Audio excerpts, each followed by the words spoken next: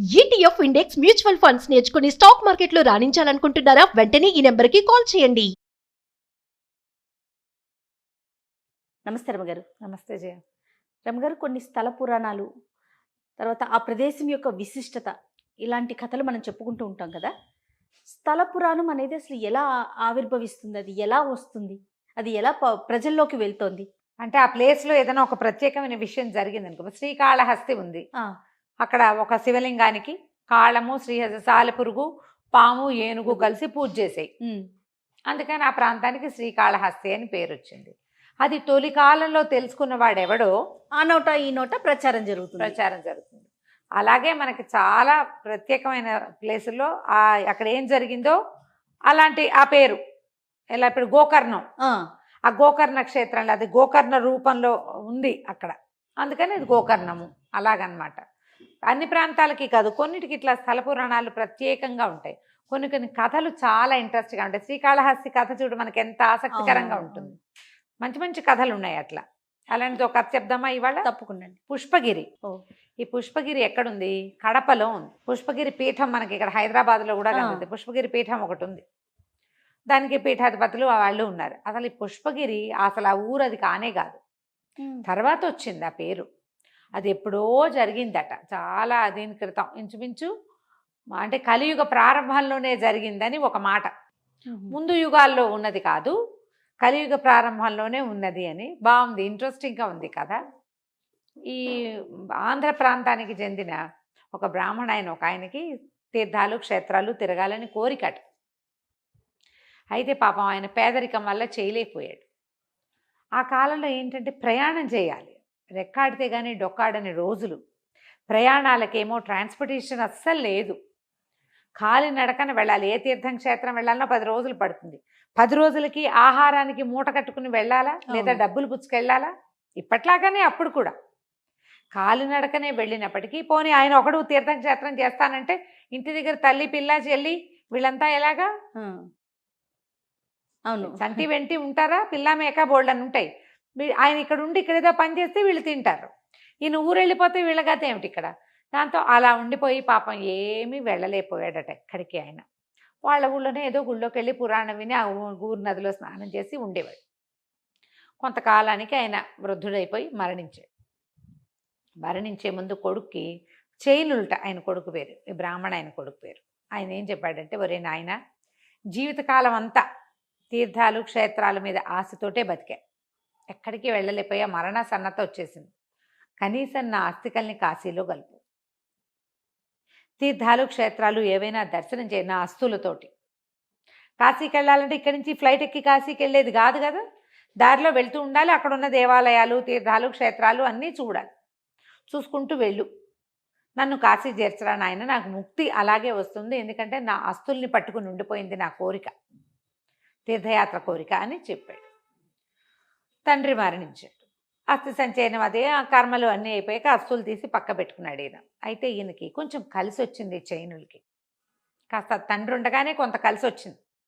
కాకపోతే వృద్ధాప్యం వల్ల ఆయన ముసలాయన వెళ్ళే ప్రయత్నం చేయగల. ఇప్పుడు ముసలాయన అంటే శుభ్రంగా వీల్ చైర్కి వెళ్ళిపోతారు ఫ్లైట్ ఎక్కి, అప్పుడు ఎట్లా సాగేది? కష్టం కదా, అవకాశం లేదు కదా. సరే, ఈయన ఏం చేశాడు, బాగా అన్నీ ఏర్పరిచి ఇంట్లో వాళ్ళకి వీలుగా తనకు కూడా కొంత సొమ్ము మూట కట్టుకుని, కాశీకి పోయినవాడు కాటికి పోయినవాడు ఒకటే అనేవాళ్ళు ఆ రోజుల్లో. అయినా సరే మొండికెత్తి, మా నాన్న ఆఖరు కోరిక తీర్చాలి, కొడుకుగా నా విధి అని చెప్పి ఆస్తుల్ని మూట కట్టుకున్నాడు, కొంత సామాన్లు మూట వేసుకున్నాడు. ఓ చిన్న బండి ఏదో బాడిగా మాట్లాడుకుని మెల్లిగా ప్రయాణం సాగించాడు. దారిలో ఎన్నో చూస్తూ ప్రతి చోట మా నాన్నకి ముక్తి లభిస్తుందన్న సంతోషంతో ఉన్నాడు. అలా ఇలా వెళ్ళి వెళ్ళి వెళ్ళి చివరికి ఆయన కడప చేరాడు. కడపలో పినాకిని నదీ ప్రవాహం ఉంది, పినాకిని ఉంది అక్కడ. ఈయన పినాకిని చాలా గొప్ప నది, మంచి పేరుందని పినాకిని నదీ తీరంలో స్నానం చేయటానికి పోయాడు. ఈ అస్తుల మూటని కాశీలో కలుపుదామనుకున్నాడుగా, గట్టు మీద పెట్టాడు. ఆయన సామాన్లన్నీ బండిలో ఉన్నాయి, ఇంకా ఏదో కొన్ని సామాన్లు యువతలు ఏవో ఉన్నాయి. బండి అక్కడికి వెళ్ళాక బండి వదిలిపెట్టేశాడో ఏదో, మొత్తానికి కాలినడకనే వచ్చాడు. నదిలోకి స్నానం చేయడానికి దిగాడు. ఓ పక్కన దిగిన తర్వాత ఏమైంది, నదికి 2 పెద్ద పొంగులు వచ్చినాయి. అప్పుడప్పుడు అలా వస్తుంది, పైనుంచి నీళ్ళు వస్తాయి. ఈ పొంగులతోటి ఈ గట్టు మీద మూట పెట్టాడుగా అస్తుల మూట తడిసిపోయిందట. అయ్యో. ఈయన ఏం చేశాడు, సరే స్నానం చేసి వచ్చి సంజి వార్చుకుని అయ్యో అస్తులు తడిసిపోతున్నాయి, మూట తడిసిపోతుంది, తీసి గుడ్డ ఆరబెట్టి మళ్ళీ మూట కట్టుకుందామని గుడ్డ ఊడదీశాడు. మూట ఆ గావంచా మూట ఊడదీశాడు. ఊడదీస్తే అందులో ఘుమఘుమలాడిపోతున్న మల్లెపూలు ఉన్నాయి. ఆశ్చర్యపోయాడు ఆయన. పినాకిని ఎంత గొప్పది, అస్తులకి నీరు తగిలి మల్లెపూలుగా మారిపోయినాయి, మా నాన్నకి ముక్తి వచ్చేసింది అని చెప్పి ఎంతో సంతోషంగా ఆ మల్లెపూలని ఆ పినాకిని నదీ ప్రవాహంలో కలిపేసి తండ్రికి పిండ ప్రదానము తర్పణము ఇచ్చేసి మా నాన్నకి మోక్షం వచ్చేసింది. ఇక నేను కాశీకి వెళ్ళక్కర్ల, పినాకిని నది అమోఘమైన నది ఓకే అని నమస్కారం చేసుకుని ఇంటి దారి పెట్టి వెళ్ళిపోయాడు. అయితే ఈయన ఎక్కడైతే స్నానం చేశాడో అక్కడ ఒక చిన్న మడుగులాగా ఏర్పడిందట. అంటే ఈయన నదిలో ఉన్నాడు, పొంగు వచ్చింది, నదికి యువతలకు కొట్టుకొచ్చాడు బయటికి. నీళ్ళతో వచ్చేస్తారు కదా, మళ్ళా వెనక్కి వెళ్ళాడు, మళ్ళీ కొట్టుకొచ్చాడు. అక్కడ చిన్న మడుగల్లే ఏర్పడిందట. ఈ నదిలోకి దిగేవాళ్ళు చిన్న మడుగ్గా ఉన్న దగ్గరికి వచ్చి నీళ్లు అవి తాగేవాళ్ళు, నీళ్లు తాగేవాళ్ళు. ఆడవాళ్ళు మంచినీళ్ళు ముంచుకుని పట్టుకెళ్ళేవాళ్ళు. ఒకనాడు ఆ మడుగులో ఒకనాడు ఏమైందంట, ఒక వృద్ధుడు, ఒక ఆయన వృద్ధ రైతు తన ఎడ్లని వెంబడబెట్టుకు బయలుదేరాడు. అయితే ఈ గట్టు మీద వెళ్తుంటే పొరపాటున గట్టు మీద నుంచి కాడి జారిపోయి ఈ ఎడ్లు రెండో మడుగులోకి పడ్డాయి. అప్పటిదాకా అందరూ అందులోంచి నీళ్ళు అవి తెచ్చుకునే వాళ్ళు, గొడ్లు వెళ్ళి మూత పెట్టి నీళ్లు తాగేవి. ఇవి ఏకంగా ఆ నీళ్ళలో మునిగిపోయినాయి పూర్తిగా కిందకి. లేచి నుంచుని చకచకా బయటకు వచ్చేసి ఈయన నిర్ఘాంతిపోయాడు. ఆ ఎడ్లు ఇవాళ ఇప్పుడున్నాయి ముసిలి ఎడ్లు కావవి, యంగ్ ఎడ్లుగా తయారైనాయి. ఈయన అదేమిటని ఆశ్చర్యపోతూ ఈయన కూడా మడుగులోకి దిగి 3 మునుగులు మునిగి లేచి బయటకు వచ్చాడు. చూసుకుంటే స్కిన్ టైట్గా ఉంది, చెంపలు బిగువుగా తగులుతాయి, గుళ్ళు యాక్టివ్గా తెలుస్తోంది, ఆకలిస్తుంది. ఏమిట్రా అని ఆశ్చర్యపోయాడు.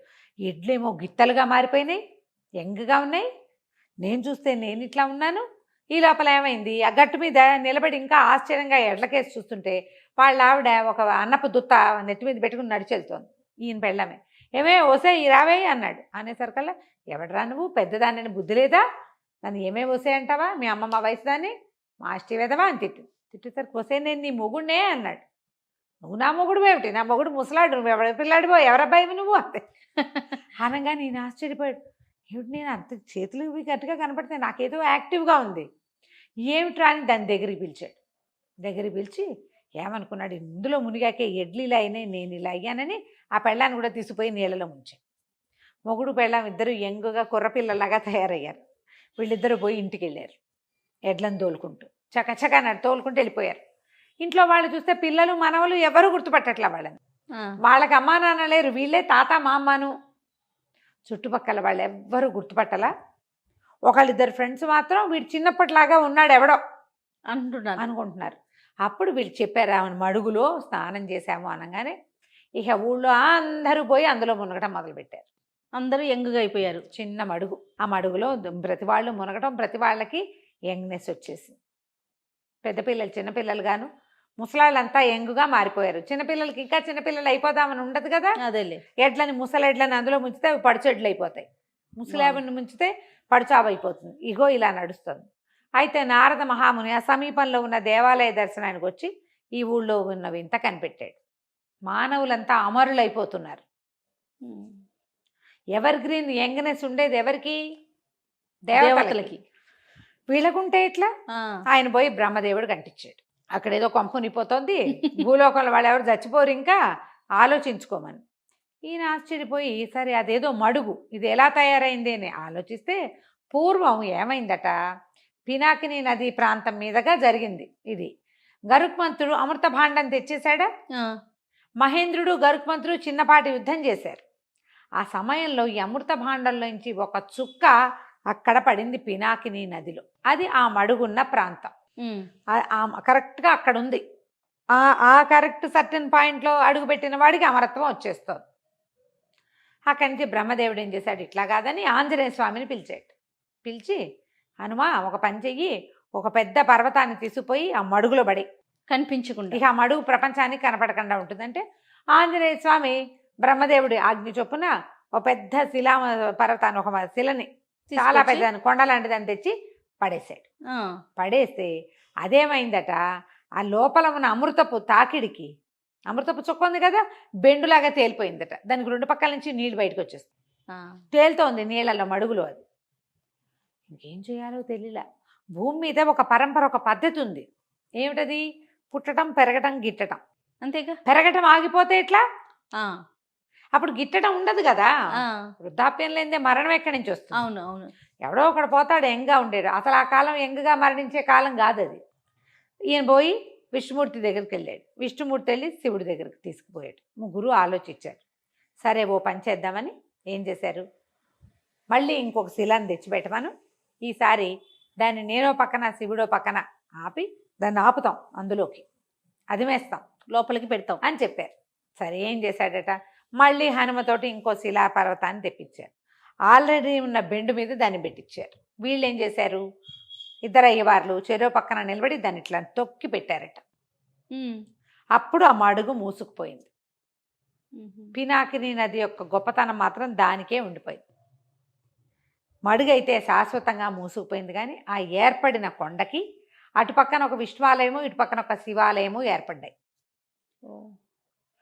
పువ్వులు, అస్తులని పువ్వులుగా మార్చింది. ఆ పువ్వుల వల్లే కదా ఈ కొండ వచ్చింది. అందుకని అది పుష్పగిరి అయిందట. పుష్పగిరి చాలా విశేషమైన ప్రాంతం. అక్కడికి వెళ్తే అక్కడ గాలిలోనే మనని ఆహ్లాదపరిచే ఒక లక్షణం ఉంటుందట. ఆ పినాకిని నదిలో స్నానం చేసి పుష్పగిరి క్షేత్రాన్ని దర్శనం చేస్తే మనకి మానసికమైనటువంటి ఆహ్లాదం లభిస్తుందని చెప్తారు. కథ చూడు ఎంత బాగుంది. ఎంత బాగుంది రమ్మగారు. ఎటు నుంచి ఎటు వెళ్ళిందో చూడండి. ఎవరైనా కడప ప్రాంతానికి వెళ్తే తప్పకుండా పుష్పగిరిని దర్శించండి. తప్పకుండా చూడవలసిన క్షేత్రం. విష్ణు మహేశ్వరుల యొక్క పాదాల తాకిడి ఉన్నది ఆ నేల మీద. వాళ్ళు వచ్చి నిలబడ్డారట అక్కడ. అందుకని అది చాలా అద్భుతమైన క్షేత్రం అని చెప్తారు. సూపర్.